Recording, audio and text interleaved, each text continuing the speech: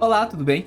O texto que eu gostaria de meditar com vocês hoje encontra-se em 1 Coríntios, capítulo 9, versículo 27, que diz assim: Mas esmurro o meu corpo e faço dele meu escravo, para que depois de ter pregado aos outros, eu mesmo não venha a ser reprovado.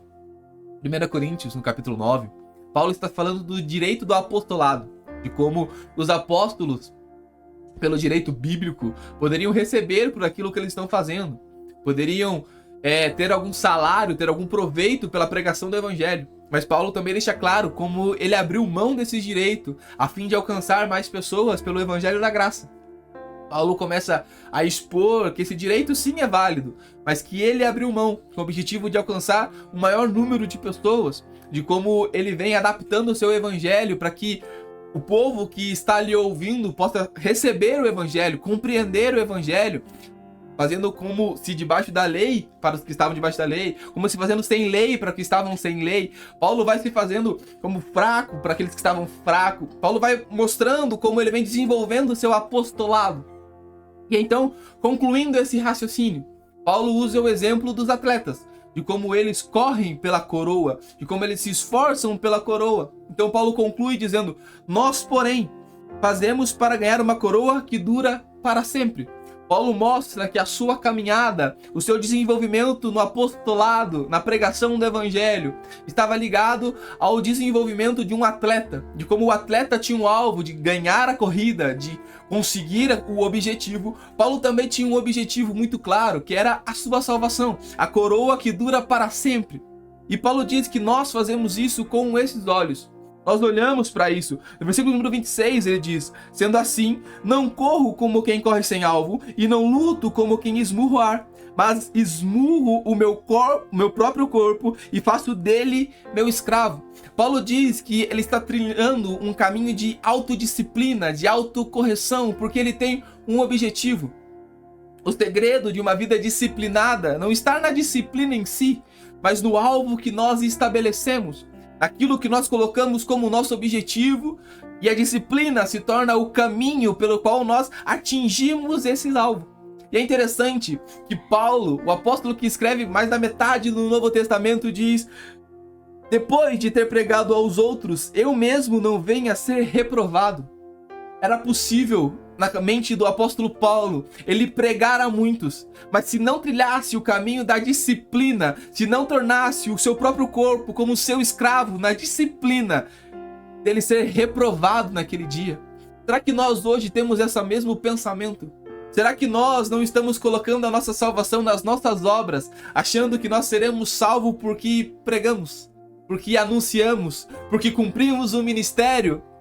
E para surpresa de muitos ministros, eles vão ouvir do Senhor naquele dia: eu não vos conheço, apartai-vos de mim, vós que praticais a iniquidade.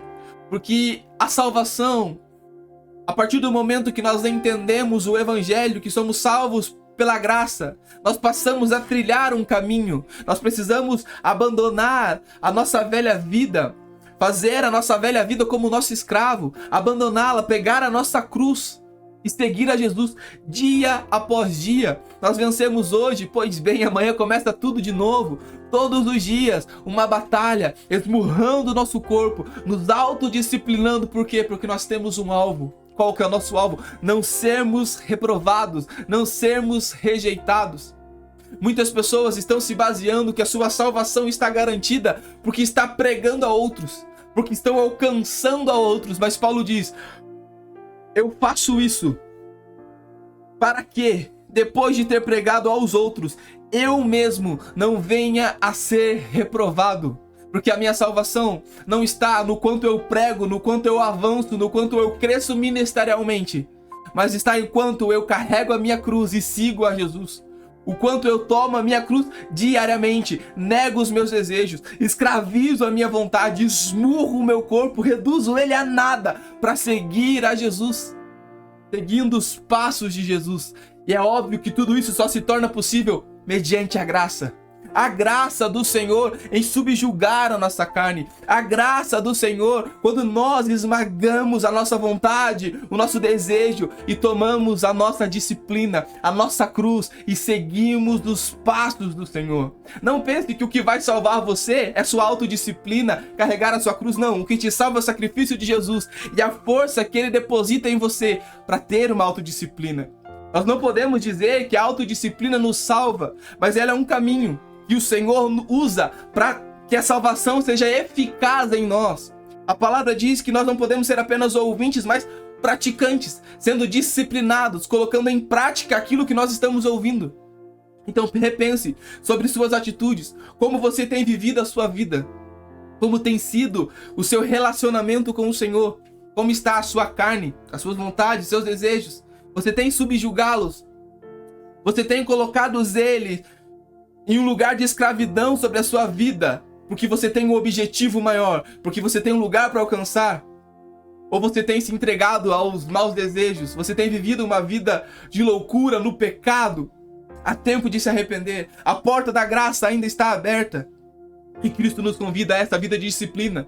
Talvez não porque você ama a disciplina, mas porque tem algo muito maior te esperando. Há uma coroa que dura para sempre te esperando. Suporte a autodisciplina. Suporte a cruz de cada dia.